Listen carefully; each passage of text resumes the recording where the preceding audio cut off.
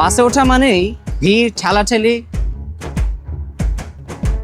গরমে ঘামের দুর্গন্ধ, সিট না পেলে বাদর ঝোলা হয়ে যাওয়া এবং এই চলন্ত বাসে ওঠা নামার যে ভোগান্তি, সে ভোগান্তি আমাদেরকে প্রতিনিয়তই পোহাতে হয়।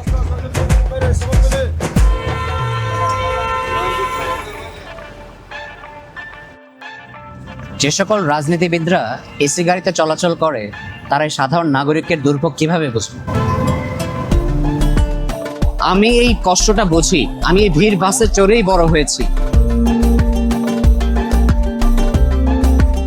আমি নিজে কষ্ট করেছি, আমি মানুষের কষ্ট কাছ থেকে দেখেছি।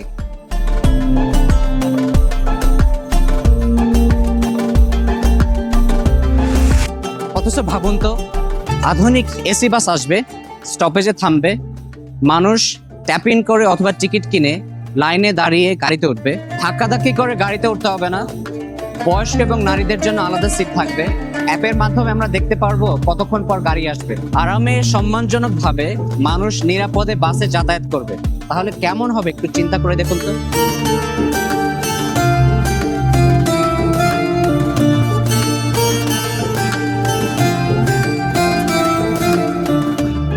এখন কথা হচ্ছে, একজন সংসদ সদস্যের কাজ তো আর বাস তৈরি নয়, তার কাজ হচ্ছে সরকারকে চাপ প্রয়োগ করা, বাজেট তৈরি করা, পলিসি নির্ধারণ করা এবং নিশ্চিত করা যে এই দুর্ভোগগুলো সমাধানের জন্য সরকার কাজ করছে।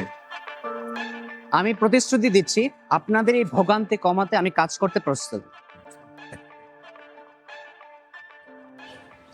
এই যে ভোগান্তি, এই যে স্ট্রাগল, এটা আমাদের সকলের। আপনার যে লড়াই, সে লড়াইটা আমারও। আপনার আমাদেরকে সমর্থন দিন, আমি আপনার কণ্ঠস্বর হয়ে দাঁড়াবো।